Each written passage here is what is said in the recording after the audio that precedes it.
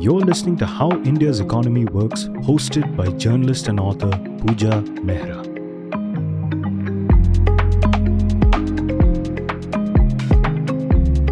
Let's start the series with Kashmir's economy. It's right on top of the map of India and has just gone through very significant changes since 2019 when Article 370 of the Indian Constitution that gave it special powers was abrogated. This is a good time to take stock of what's going on and how the economy may have changed. My curiosity about Kashmir's economy dates back to 2010. A story I did in 2010 that was called 5 Kashmiris the World Should Know is one of my most favorite assignments from my reporting years. I wanted to break the monotony of my regular reporting and on impulse asked my editor if he'd like me to do something different, say profile Kashmir's economy. He said, yes, take along a photographer, you're going to a picturesque place. So our senior-most photographer and I went to Kashmir where we met Kashmiri entrepreneurs that had found a way to do business in the midst of political chaos, bare minimum infrastructure, security threats, stone pelting, hartal, curfews, all of which were part of everyday life there. We visited a dairy plant in Pulwama's Industrial Growth Center at Lasipura. We met a software engineer who had quit his job in the US to set up Musky Software in Srinagar. We met a woman who farmed, processed and exported lavender and other aromatic herbs. Then, after a gap of 10 years, I met all of these entrepreneurs all over again on my next visit to Kashmir in 2019. Coincidentally, this was just weeks before Article 370 was abrogated. I found disappointment had replaced the excitement of 2010. A young Kashmiri entrepreneur from one of the valley's most influential business families who had talked about plans of setting up a natural spring water plant to challenge the French Evian now said that he had given up. I found that Kashmiri businesses were fed up of waiting for things to improve and were expanding their businesses in places like Bangalore and Dubai.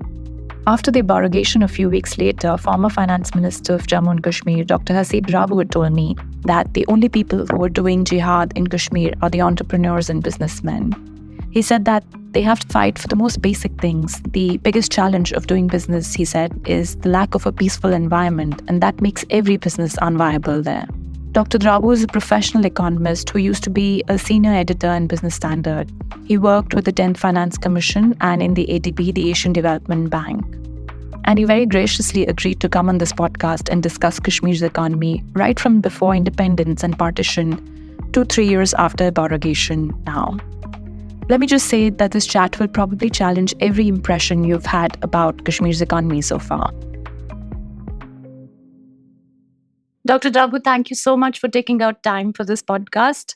I want to talk to you about the very significant development in Kashmir's economy where a company that you mentor has just received a proposal for foreign investment. But before I come to that, so that my listeners can understand the significance of what has happened, I want you to take us through how the Kashmir economy was structured, what it was like, right, at the time of independence and partition, and then the various political developments that happened over the years and how that helped structure the Kashmir economy. And so that, we'll be in a better position to understand the developments in 2019 and where things stand today. Sure. Before we come to 1947, one of the interesting things about the Kashmir economy in particular is that it became an economy post a corporate transaction. So this is perhaps the first economy in the world which became an economy post a corporate transaction. So the East India Company sells Kashmir in 1846 after it faces a crisis in West Bengal, in Calcutta, and there is pressure on the balance sheet. The first asset monetization they do is to sell Kashmir to Maharaja Gulab Singh for 75 lakh rupees, actually $250,000 sterling. And that has a huge impact on the economy in terms of how the resources are mobilized, what happens to taxation, what happens to import prices, what happens to exports. So the biggest jolt comes into that. So the disruption in the Kashmir economy actually starts with a transaction. And strangely, there has never been a corporate in J&K ever except for J&K Bank in 1996. So 1947, the economy is pretty much driven by what I think is perhaps, again, the only place in the world where you had massive restructuring of the assets, debt markets, credit markets, in 1948 through a Land Reforms Act called the Big Estates Abolition Act, 1948. And these were the most radical land reforms anywhere in the world outside a communist regime. Even Kerala does it in 1956.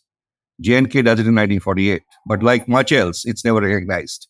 It's not a part of the economic history of India that here is a democratically elected government and it enforces land sealing, it does land restructuring completely. Not only does it kind of do land restructuring, it redistributes land to the tiller and completely alters the debt market. It does an 80% waiver, 50% waiver of the principal, no interest, makes settlements with money lenders, private money markets. So the economy is really shaken out of its slumber, so to say, and this is driven by a document which starts in 1944, somewhere around 1944, perhaps 43, 44, called Naya Kashmir, which was written by a set of communists who were working in J&K, in particular by a couple called BPL Bedi and Frida Bedi. This is Kabir Bedi's father, who was a communist activist working in Kashmir, and his Austrian wife, Frida Bedi. They were responsible for drafting the document. And it was kind of became the policy of the National Conference, which that time was the party led the freedom struggle of J&K from the feudal setup. So 1948, a feudal economy gets transformed into a less feudal economy, which is altering the modes of production, the land distribution. What is the main source of employment for the people? What largest percentage of workforce is So even then, as of now, it's agriculture. But what happened post land reforms, a lot of landlords, zamindars, tried to avoid the ceiling by converting agricultural land into horticulture, which is where the horticultural thing starts in J&K. It becomes a major player because a lot of apples, peaches, plums, pears, but horticulture in general, commercial agriculture. So once you had a land ceiling on subsistence agriculture, which is basically paddy and largely paddy, a lot of landlords converted their paddy fields into horticulture. That has a huge set of implications which can come to separately, but it's triggered off the entire thing on horticulture. And today, as in when you look at it in terms of, last 20 years, J&K has been the 6th largest producer of apples in the world on its own. India is the 5th largest, and 90% of India's apple production comes from Kashmir. So on a standalone basis, it's the 6th largest economy in the world, and there's no other production or any other variable where I think Kashmir will qualify to be in the first top 10 in the world.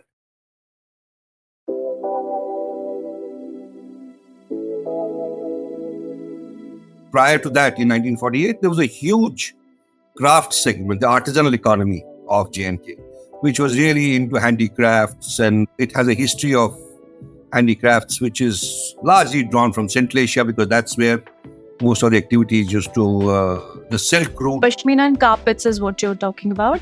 No, I'm not really talking. Pashmina is a very small segment, but shawls, yes, not a pashmina entirely. That was the high-end segment, but there are ruffle shawls and there are wool shawls, and then there is, embroidery of different kinds. There are rugs, which is there. So a whole range, paper mache is a huge industry there. So a wide, diversified range of crafts in Kashmir. And the special thing about that being that while elsewhere you see crafts are more or less decorative, but in Kashmir, crafts are functional. So every piece of handicraft that you actually get is used. It's not put on a wall, So it's a carpet or a shawl. It's all a very, very functional kind of a thing. And it all draws from Central Asia, Iran, the kind of designs and whatever else. So that's one large part. Since we're also on the spice route, there was a lot of trade which is happening in spices, saffron being a huge commercial crop that actually drove feudalism in J&K. Kosambi has a very nice, interesting chapter in his book on how a single crop can drive trade and commerce. So we did do some trade in spices. There was some tobacco was grown. It was, again, exported at that point of time. So largely, if you were to look at it, it was an agrarian economy which had a strong trade segment till the mid-70s, which is when the horticulture becomes big because of markets. The markets start expanding. Apple gets a good commercial return. And that's when the Apple thing becomes very important.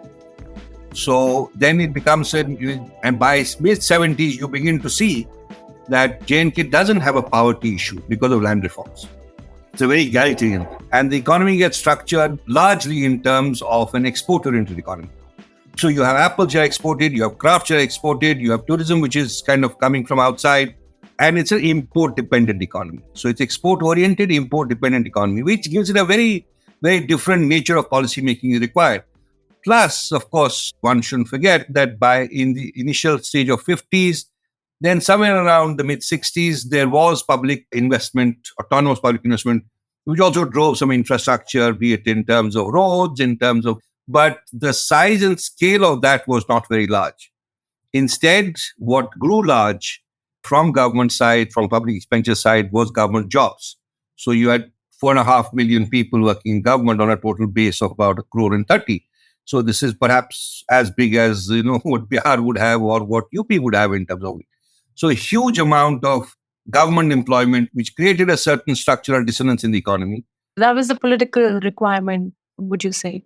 It was, corruption as a mode of cohesion, if you want to call it that. You were kind of spending money on various things. There was a particular regime, very notoriously known as the Bakshi regime between, I think, 1953 and 57, when much of this happens. And then it becomes a part of the DNA of policy making, as it were, in J&K.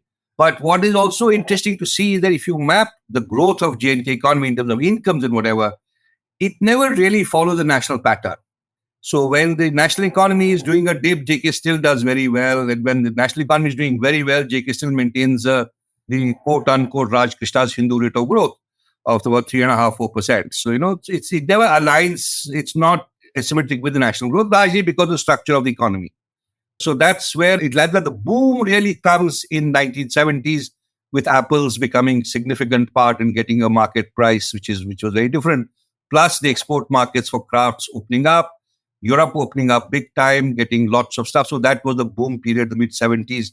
And that led to an enormous amount of construction in the system. And then the economy took off in a direction which few have understood.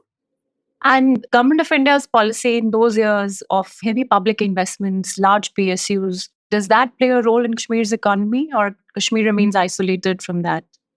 Strangely, never, actually. Quite strange that there was no heavy public investment. Not that I would advocate it also, but I think there was one small little HMT watch factory, which was a part of the public investment.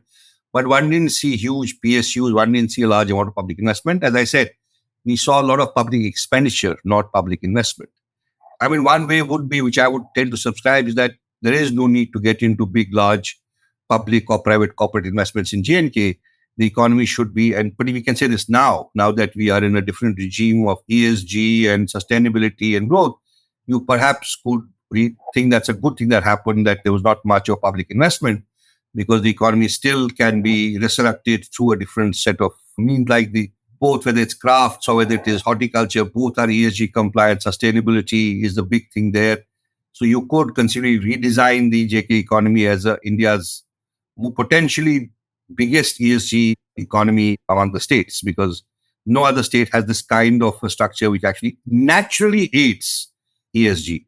And also the fact that, when you look at other economies, you have to introduce policy instruments for redistribution, which you don't have to do in J&K, because the craft segment is so dissipated and diversified and, distributed across the state that income distribution is almost natural. So in the case of apples as well.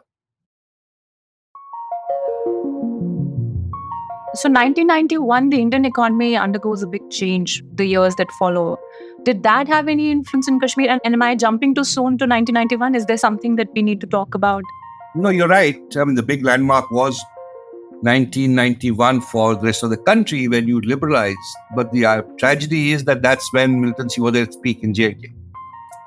So 89, the militancy started in J&K, and it would be impossible to look at it from any other perspective than that. And that actually was the lost decade in J&K, which is where, till then the income, per capita income was almost as much as the rest of the country. In fact, in many cases higher. All the numbers, if you look at it from 90s, even today, 2015, 2017, every single number of J&K economy has been better than national average. Whether it is, in terms of average age, income, childbirth, life expectancy at birth, all social indicators are much better, largely because of land reforms. Poverty levels are 1/5 of what nationally is there. But because of the peculiar structure, it couldn't get into a self-sustaining mode of growth. In the 90s, we missed the bus, so to say, for liberalization. Nobody would want to invest in that situation. Security was the biggest concern. There was huge expenditures happening, which caused a lot of distortions in the economy, including an asset price bubble. So you would see land as expensive in Kashmir, probably as expensive in Bombay. So the kind of distortion in the asset markets was phenomenal because there was a lot of money being pushed in for security, for all kinds of stuff, and it was finding its thing into land and other assets. Also, there were no other avenues for investment. So the long and short answer is yes, we did not get the benefits of economic liberalization. It was not the priority that time. It was the throes of a civil strife and militant violence. So we tend to look at 90s as a lost decade.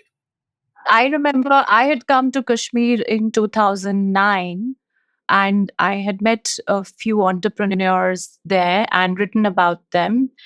And what they had told me is that they were very willing, these were local Kashmiri entrepreneurs, they were very willing and ready for big investments. For instance, the dairy sector, the hospitality sector, cement manufacturing, etc.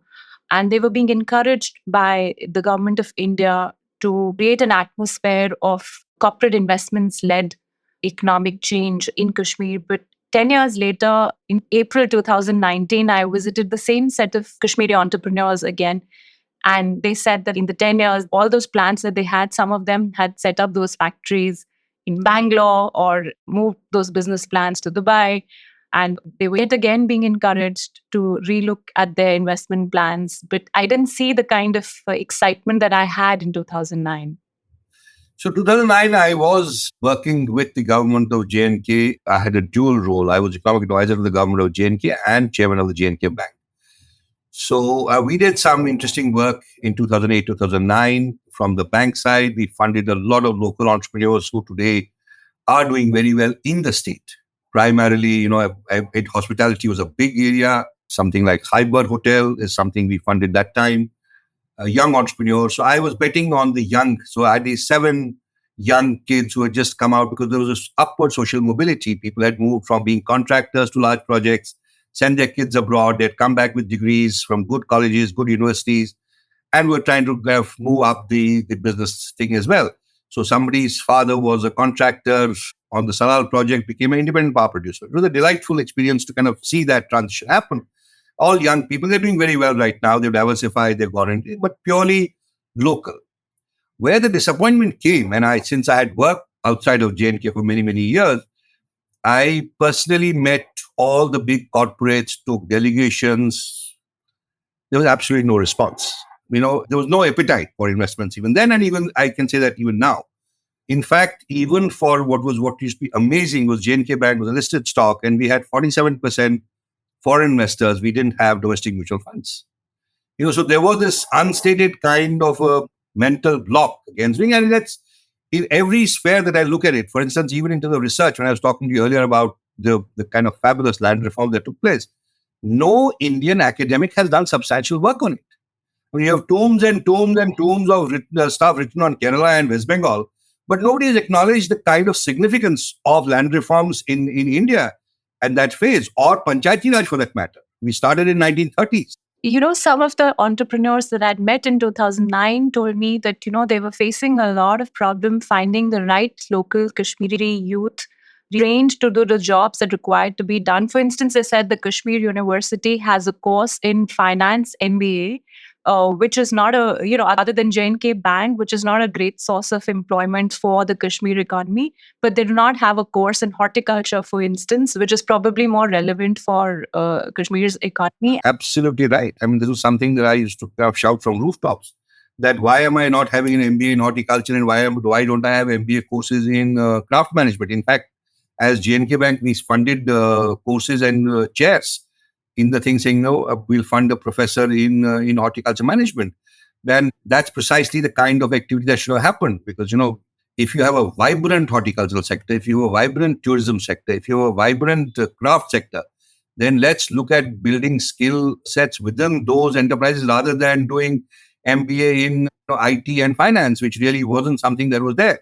It eventually perhaps may come there, but as of now, if 70% of your entire activity is around these three or four things, or 80%, then why not have that kind of skills built into it? Absolutely right.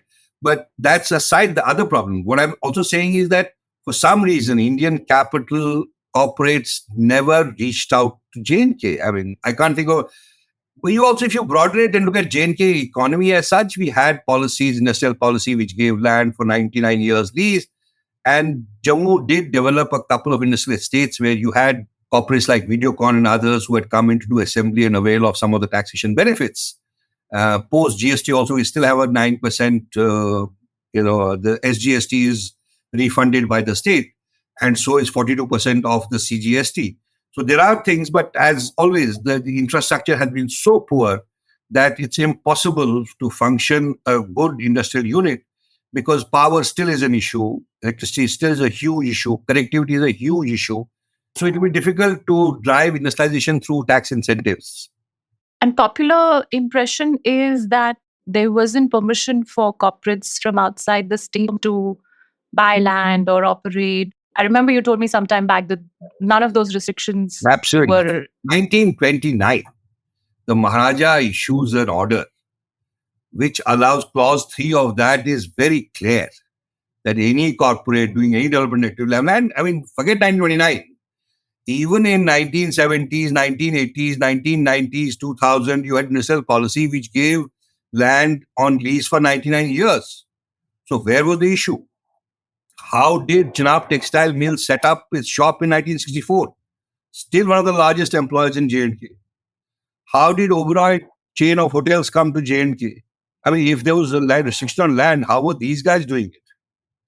Because there was always a provision within the industrial policy, not just land, taxation, exceed capital, capital subsidy, all kinds. In fact, I remember when I was finance minister, I presented to the cabinet a note which showed that for 25 years, the amount of subsidy that the government of J&K plus government of India gave to industry was less than the total industrial output.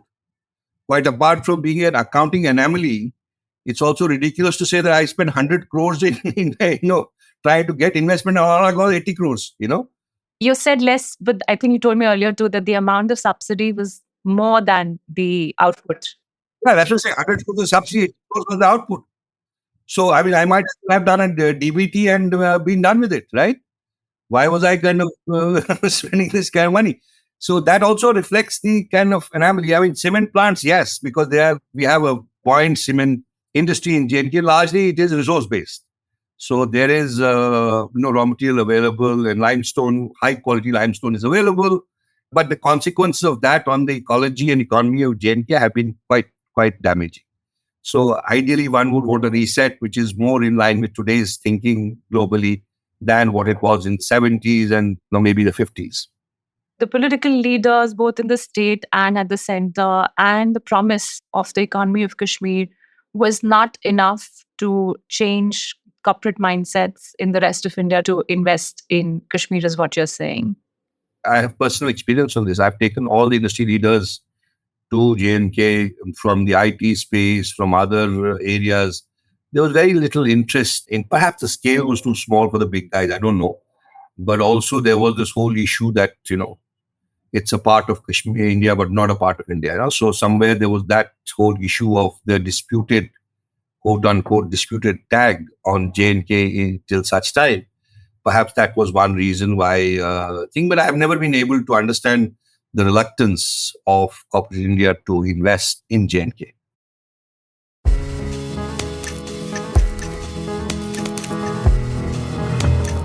And did 2019 August, did anything change after that? I have a slightly more granular view on it. I mean, perception-wise, yes. I mean, obviously, you created a perception that it's been integrated. It was integrated in 1956, really speaking. And by 1961, Nehru makes a statement. So does the Home Minister of India at that point of time. say that 370 is for all practical purposes over. But yes, Article 35A and then the splitting of the state into two parts, then having downgraded to a union territory. What it did was create a perception. And I keep reading that investment is coming. I haven't seen anything on the ground as of now. But there is one thing for sure, that the environment, the day-to-day environment, not the policy environment, the day-to-day environment, operationally speaking, is far better. You don't have stone pelting. You don't have hartals. So you have an auto driver who is sure that I have taken an auto on a loan, I'll be able to do my day's job and pay my EMI. So there is that security without doubt, which is there. I was in Srinagar a week back. You can see that it's far more stable. So a guy doesn't have to worry that if I have to go to my orchard, will I get stoned in the middle or will there be hartal? No. So that stability, which is the providing an overall environment, not policy environment, but pure operational environment to function, is certainly way better than it has been in the last 10 years. And what about the disputed tag, which was such a big cause for reluctance? I think that for sure has dissipated, and the kind of media and civil society and government actions post abrogation of 370 should not leave anybody in doubt in terms of the status of J&K. So, my point has been that not that there was it earlier, it was a perception that, you were looking at it from a different perspective, from investment purposes. And in fact, just before I was dropped from the cabinet, I had a big session with foreign investors and domestic investors in Delhi, where I in fact said that, there is no legal restriction to your coming. And whatever else we are seeing are more on the social side, not really on the political side. But post abrogation, that part should have settled the thing. But I still don't see people investing. Again, at the end of the day, you go back to the basics of why would you want to invest? I mean, yes, there is a certain national requirement perhaps, but fundamentally businesses are driven by profitability. And if you have poor infrastructure, if you don't have state investing in infrastructure, which is critical infrastructure, then would investments flow to J&K? So perhaps I had signed an MOU with Dubai World to do a dry port because our connectivity is very, very poor. But that didn't again materialize. So somewhere we are not seeing that quantum investment which will lift the state. This is the constraint that the valley faces because it's landlocked and the only access to it is through the highway or the airport, and the highway tends to get blocked. Is that what you're referring to? Even so, well, that's been a major improvement in the highway connectivity also. We also have another road now. The train has reached. So there is that connectivity is happening. But within the industrial estates itself, intrastate, interstate, yes, connectivity is poor. Obviously we're landlocked. We need to look at some of these mass initiatives like a dry port and some of that, plus information for products and all that. It's not a fully functional, robust economy where there is asymmetric information is huge there. So that's where you're really talking about the constraints on investment. The situation should look better, and we keep hearing, I don't have any information on actual what is there, but we keep hearing investments have come, 30,000 crores, 40,000 crores, 50,000 crores. But I haven't seen a quantum thing that, look, this has now come up and this is a major initiative. In fact, Jammu also, which has a large SME sector, has not been doing too well in the last couple of years. Of course, COVID must have had a huge impact itself. But I don't see the thing. But I'm also in some ways happy because if that investment comes into the areas like steel, cement and whatever, then perhaps would not be in the long-term interest. So one needs to reset the thing to look at it from the perspective of sustainable investments, new energy sources. We have a huge potential of geothermal, this huge hydro potential, which are new age kind of sectors. Perhaps a focus on that would be ideal.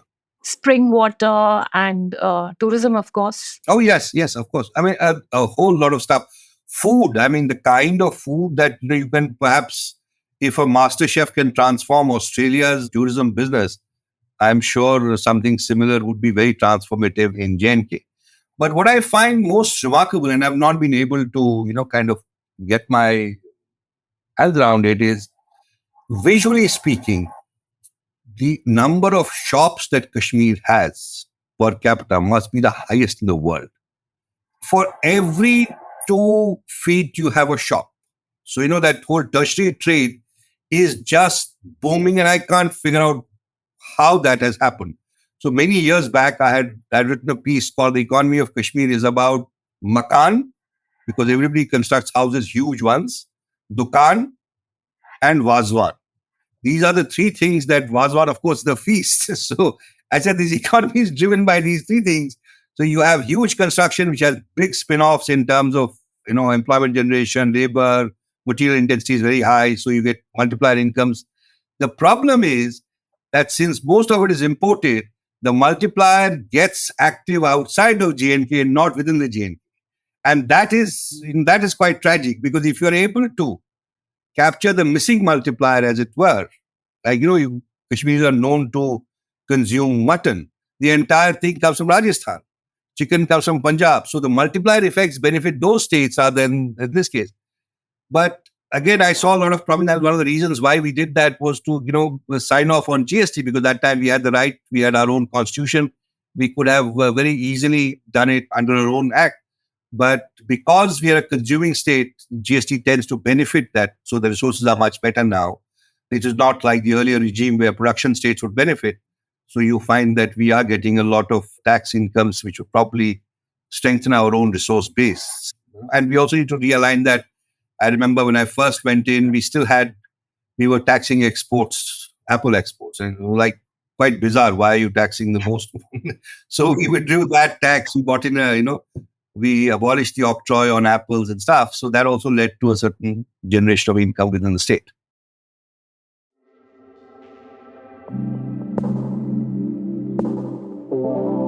So politically and security-wise, issues are largely settled, you're saying. If the infrastructure problem could be resolved, do you think there'll be more corporate interest in Kashmir from the rest of India and probably rest of the world? For sure, political insecurity should have been now addressed. If you were to ask me, do I want corporate investments? Can we first corporatize these sectors? So the problem really is that you have a horticulture sector which is informal, which is unorganized, which is still functioning in the same way in which it functioned in 1940s. You have a forwarding agent, you have a mandi in Delhi, you will send fruit, then you have no control over it. It gets, there is a glut at a particular point of time. There are no storage. But what has happened over the last 10, 15 years is a huge amount of investment in agriculture, infrastructure, horticulture, largely private, not government. All CA stores have come, so you store apples. Earlier, my father himself is an orchardist.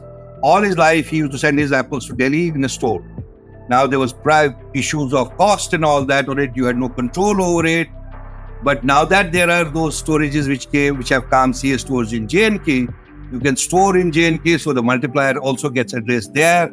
You can exit at will. You can store it till January, avoid the gluts, get better price realization. So we need to strengthen the sectors that are vibrant and growing rather than chase the sectors which are not there.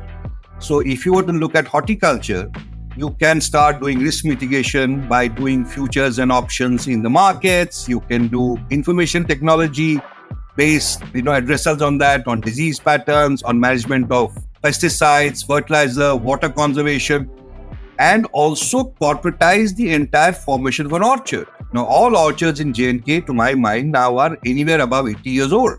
So they're not going to have the same yield. So when you look at our yields, despite the fact that we are the 6th largest in such a small area, our yield is 10 to 15 tons per hectare. The global average is 40. You go from 10 to 20, you have sorted the problem of J&K forever. So that's where the just is so simple that I don't know why one has not been able to actually convert this into a very operational policy. So if you create, small branding units, you create packaging units. I had started an initiative called Apple Village, which the government was kind of giving 50% subsidy and saying you convert to high density, which is still there. You convert this into high density and we'll give you for 5 villages, 6 villages, one branding unit and stuff like that.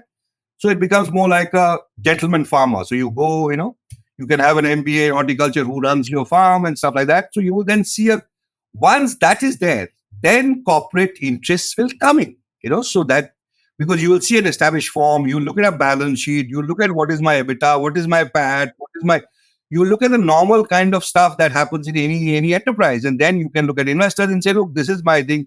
These are returns I give. I have fabulous returns, 25 to 40%. Why don't you invest?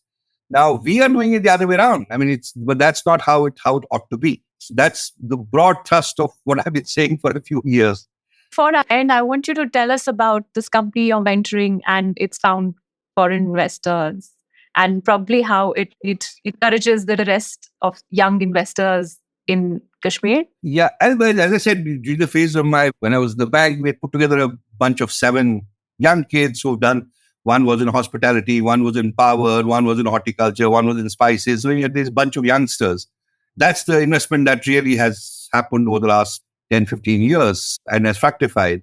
So you can see some of those investments are very much flourishing. So one of those was in horticulture. It's a young gentleman from Shopian who set up his orchard installation company. So, and he installs high density orchards and has a CS store. It's a more integrated unit, does a bit of IT in terms of trying to provide diagnostics to various farmers. And he's already working with 10,000 farmers. He has converted a whole lot of orchards into high density orchards. So it's become one of his drivers of thing. So, and not really in terms of any government support, but generally working on the private sector funded by the J&K Bank and so. So it reached a certain scale when it was looking that one should try with not just debt, but also explore the options of private equity. You're not ready yet for public markets, so you're looking at private markets. And he reached out to quite a few funds across. It was a very difficult job because, again, the due diligence requires such a thing which a startup doesn't have. So all of that was quite long and arduous. But Incofin, which is, I think, a Danish impact fund, did invest 60 crores, valuing the company at around 400 crores, which was wonderful because, it just sets off a different thing in J&K. First of all, gives a huge confidence to every orchard is that this is something I can do asset monetization, raise private equity, raise growth capital, grow bigger, and also more important for me was not so much that the money came. Yes, that's very, very critical. But what will it do to the enterprise? You'll get into governance, you'll get into a board, you will start looking at various options, risk mitigation. So you will evolve as a company. Now, as a policymaker, my whole effort would be to let these companies evolve from being in school to being in the university and college and then go, right? So they'll start up in the school because you don't have all companies in J&K are stunted around 400, 500 crore, So it hasn't reached the second level. The only listed company out of J&K is J&K Bank. So the point being that the one more Jammu company, which at some point I'd helped out, did list in the smaller exchange, has done very well. Given 1,200% returns. Sarveshwar. So there are these pockets of good excellence which need to be tracked.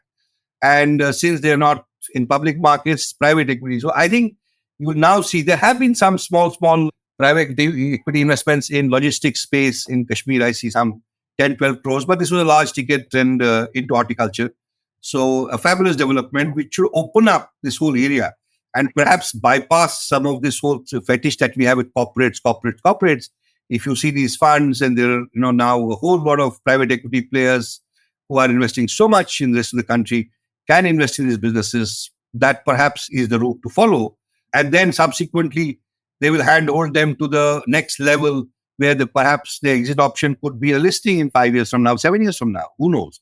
So, quite delighted to see that happen and absolutely wonderful for Puram, who has done a great job in setting this up, has pretty much employs 2,000 people and has been there on the field for 15, 16 years now.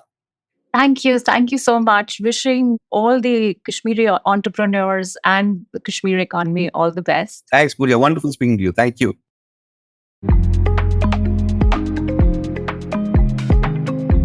Kashmir's economy, like much else, there remains a bit of a mystery. Just like business groups from the rest of India shrink from doing business in the valley, professional economists have not paid enough attention to the Kashmir economy.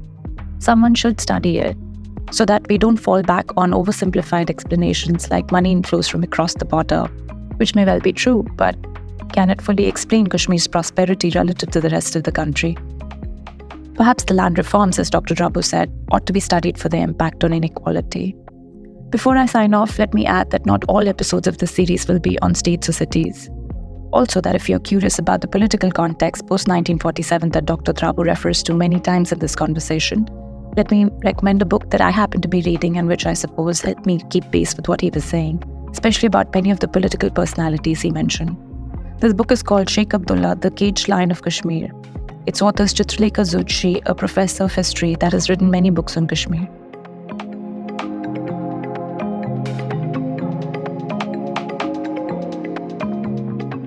You've been listening to How India's Economy Works, hosted by journalist and author Puja Mehra.